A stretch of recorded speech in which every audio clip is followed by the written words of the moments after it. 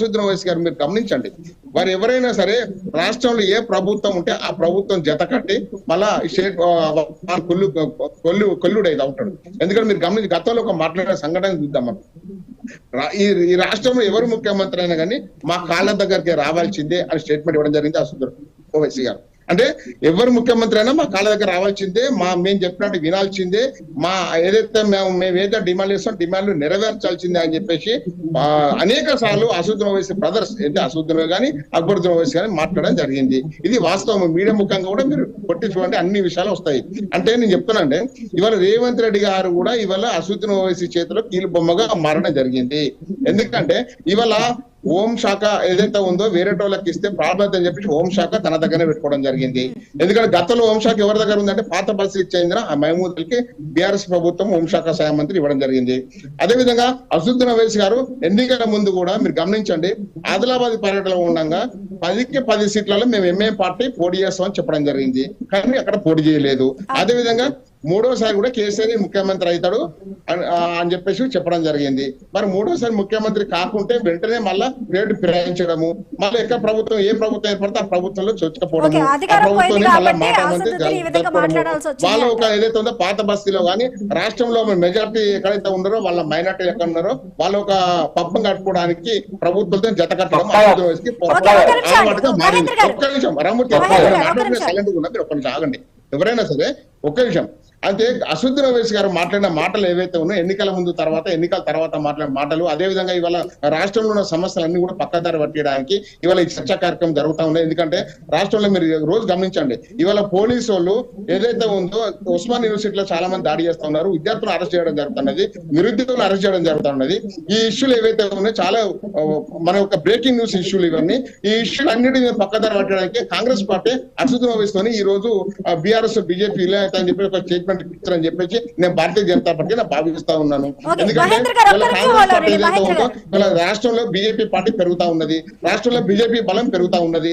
రాష్ట్రంలో ఒక సీట్లు ఉన్న కాడికి వాళ్ళు 8 సీట్లకు రావడం జరిగింది. అదే విధంగా రాష్ట్రంలో 4 సీట్లు ఎంపీ సీట్లు 8 సీట్లు గెలవడం జరిగింది. ఈ రాబోయే ఎలక్షన్స్ ఏవైతే కార్పొరేషన్ ఎలక్షన్స్ ఉన్నాయో, రేపు స్థానిక సంస్థ ఎలక్షన్స్ ఉన్నాయో, స్థానిక ఎలక్షన్ లో కూడా ఇవాళ కాంగ్రెస్ వర్సెస్ ఇవాళ బీజేపీ పార్టీ మాత్రమే ఇవాళ పోటీ పడతా ఉన్నది. బీఆర్ఎస్ ఏదైతే ఉందో బీఆర్ఎస్ పార్టీకి సంబంధించిన మొత్తం ఎమ్మెల్యేలందరూ కూడా రాబోయే రోజుల్లో ఇవాళ బీఆర్ఎస్ పార్టీ కాంగ్రెస్ పార్టీ గతంలో జాయిన్ అయిన ఎమ్మెల్యేల యొక్క జాయినింగ్స్ సరిపోతాయి. ఇప్పుడు ఇది ఒక సాక్ష్యం సరిపోతుంది. అంటే ఈ విషయాలన్నీ పక్కదారి పట్టించి ఇవాళ బీజేపీ బీఆర్ఎస్ ఒకడైతుంది అంటారు. ఇవాళ బీజేపీ బీఆర్ఎస్ ఒకడైతే లేదు, బీఆర్ఎస్ ను కాంగ్రెస్ పార్టీ ఒకడైతుంది. ఇవి తెలంగాణ ప్రజలందరూ గమనిస్తా ఉన్నారు. ఆ విషయంలో కూడా నిన్న 13 మంది ఏదైతే టీఆర్ఎస్ పార్టీ ఎమ్మెల్యేలు కూడా స్పీకర్ కు ఫిర్యాదు చేసే క్రమంలో స్పీకర్ కు ఫిర్యాదు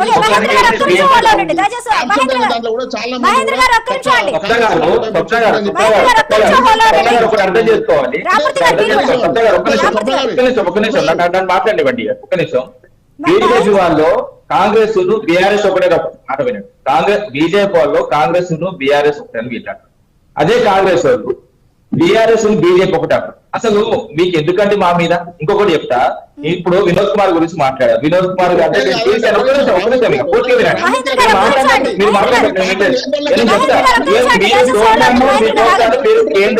కేంద్రంలో మిత్రులు రాష్ట్రంలో శత్రువులు మొత్తం తెలుసు. ఇప్పుడు వినోద్ కుమార్ గారు చాలా మంది పెట్టారు. ఒక నిమిషం. ఇప్పుడు వినోద్ కుమార్ గారు తీశాను ఏదైతే ఇండియన్ ఎక్స్ప్రెస్ సంబంధించి మొత్తం తీశారు. సార్ గారిని 8 క్వశ్చన్స్ అడిగి ఇందులో ఒక్కటి కూడా విలీన గురించి క్వశ్చన్ లేదండి. ఇంత ఘోరమైన అసత్య ప్రచారం అంటే ఎందుకు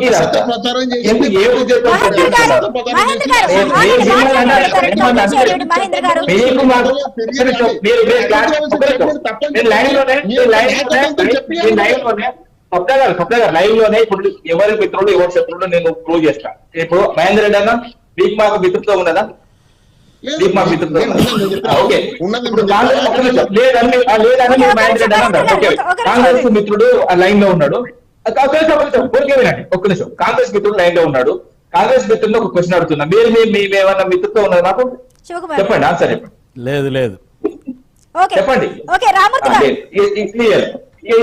ఎవరు చెప్పాలండి? ఎవరు మీడియా మొత్తం ప్రపంచానికే సమాధానం దొరికింది. ఎందుకంటే ఒకరి మీద ఒకరు నెట్టుకొని మమ్మల్ని ఊరికి ఇబ్బంది పెడతారు. అప్పుడు కాంగ్రెస్ వాళ్ళు మాకు సంబంధం లేదు, మాకు వాళ్ళకి సంబంధం లేదు, వాళ్ళు ఒప్పుకున్నారు. ఇక్కడ బీజేపీ వాళ్ళు కూడా మాకు బీఆర్ఎస్ సంబంధం లేదు. ఇంకా ఏ ఆన్సర్ కావాలండి మీకు? ఇంకేం ఆన్సర్ కావాలి? ఓకే రామూర్తి గారు ఒక నిమిషం హోల్డ్ ఏంటండి ఇది? రామూర్తి గారు మాట్లాడదాం ఒక నిమిషం హోల్డ్. మహేంద్ర గారు మీరు కూడా మహేంద్ర గారు మహేంద్ర గారు రామూర్తి గారు ఇద్దరు రామూర్తి గారు దయచేసి మీరు హోల్డ్ ఉండండి. రామూర్తి గారు మనకు ఉండే సమయం చాలా తక్కువ అండి. సమయంలో ఉన్న సమయంలో మన అందరి అభిప్రాయాలు తీసుకోవాలి. రామూర్తి గారు రామూర్తి గారు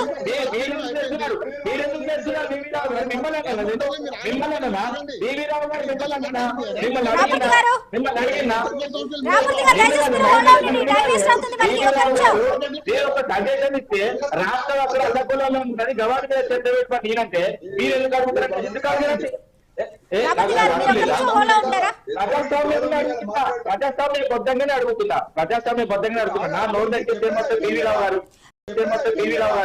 రామూర్తి గారు రామూర్తి గారు ఒక నిమిషం రామూర్తి గారు మహేంద్ర గారు మీరు కూడా ఉండండి. ప్యానెల్ లో ఉన్న వాళ్ళు మాట్లాడండి. దయచేసి మీరు ప్యానెల్ లో మీరు మాత్రమే లేరు, మనకు ప్యానెల్ లో ఉన్న సభ్యులు కూడా ఉన్నారు. వారం కూడా మాట్లాడండి. రామూర్తి గారు మీరు సైలెంట్ ఉండండి. ఒక నిమిషం ఉండండి.